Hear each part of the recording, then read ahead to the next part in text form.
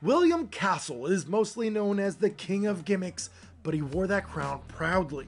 He started his career working under contract with Columbia Pictures, but the director soon broke out of his shell and started financing his own films. The first of which, Macabre from 1958, was a direct response to the French masterpiece Les Diaboliques from 1955. Ensuring that his film got attention, Castle created his very first gimmick. With theater admittance to Macabre, moviegoers would get a $1,000 insurance policy in case they died of fright. The life of everyone in the theater will be insured by Lloyd's of London for $1,000 against death by fright. The gimmicks didn't stop there. You have House on Haunted Hill that had a skeleton flying around the movie theater. The Tingler, where certain chairs in the theater were rigged to give a little shock to some moviegoers.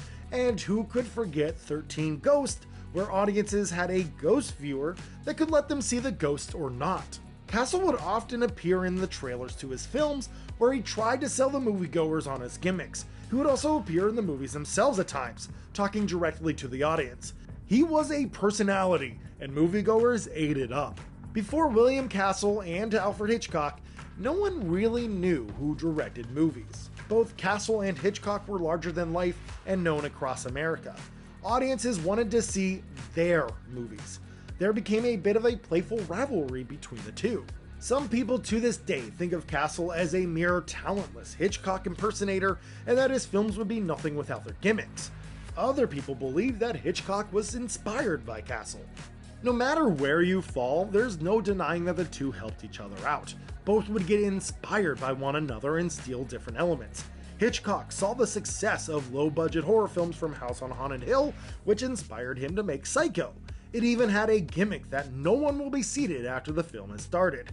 He even started appearing in his film's trailers as well. William Castle was a showman first and foremost, but he still wanted to make good, spooky films.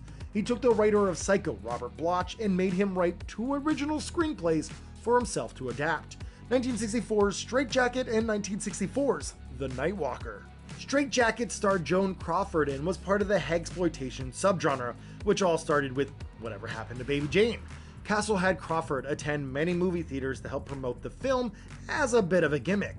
He also had cardboard cutouts of axes that were handed out to moviegoers. But The Nightwalker had no gimmick. It was one of his few films that he seemingly took pretty serious. Some say it had some of Castle's most frightening imagery, and others say that it's a very middling experience. The whole fact that The Nightwalker doesn't rely on a gimmick makes it very unique in Castle's repertoire. I'm excited to dive into this movie for that reason, and I hope you are too. Welcome to the HellBound Horror Show.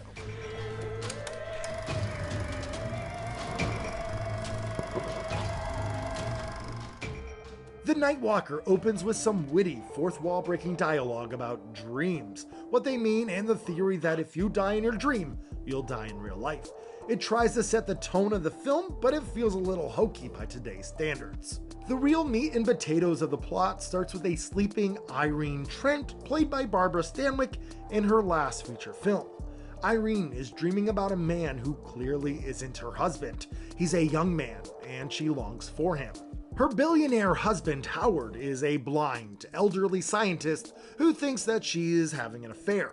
He's not only blind in real life, but he's also blinded with rage. He calls up his lawyer, Barry, who Howard believes his wife is cheating on him with. Howard accuses Barry of sleeping with his wife, but Barry claims that it's preposterous, and it is in fact preposterous. Barry later talks with the wife, and she explains that she does have a lover, but only in her dreams. He comes to her every night in her sleep, and he holds her tight. Barry leaves, and Irene and Howard have a huge fight.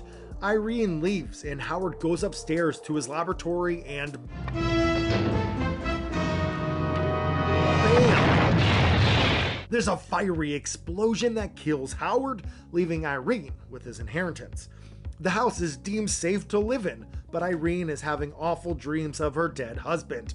He haunts her dreams with his face badly burned and scarred from the accident. Irene decides to live at the hair salon that she owns. It's a small place, but at least the nightmares stop. Or do they? She begins to dream of her lover, a no-named young man. At first, the dreams are comforting, but they soon delve into terror. Her young lover takes her around town and eventually stops at a church. This is where we get the best sequence in the whole movie. The young lover sets up a wedding against Irene's will. People are in attendance to witness it, but all the people are mannequins, even the organ player, and even the priest. It's creepy stuff, and it ends with the dead husband busting through the door.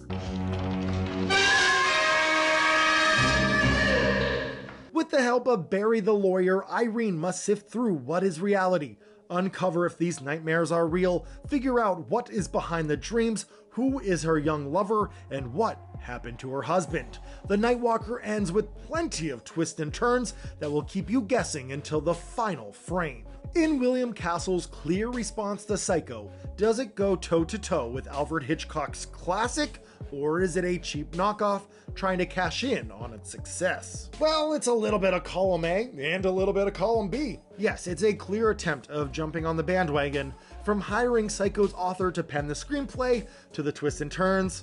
But as much as I love William Castle, his directorial vision and technical finesse is nothing compared to Hitchcock. Castle excelled in marketing, and that was always the strength of his films. The Nightwalker is nothing when compared to Psycho, technically speaking. But if you take Psycho and its influence out of the equation, does the Nightwalker hold up? Yeah! It's a pretty good time with some spooks, some mystery, some tension, and some decent performances.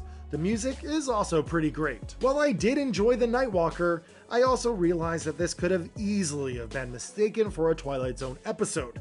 A long one, but it has all the highs and the lows of a good Twilight Zone story. So if you like William Castle, The Twilight Zone, or the plot of Psycho, then The Nightwalker is must watch. It's William Castle without any gimmicks, and if that doesn't intrigue you, I don't know what will. And that's all I have for tonight, so thank you so much for watching, and I hope to see you next time. Stay spooky. Can't believe you made it to the end of the video. Thanks for watching. I'd love to know what your favorite William Castle movie is down below. Write me a comment and I'd love to read it. Thanks, and have a good one. Bye.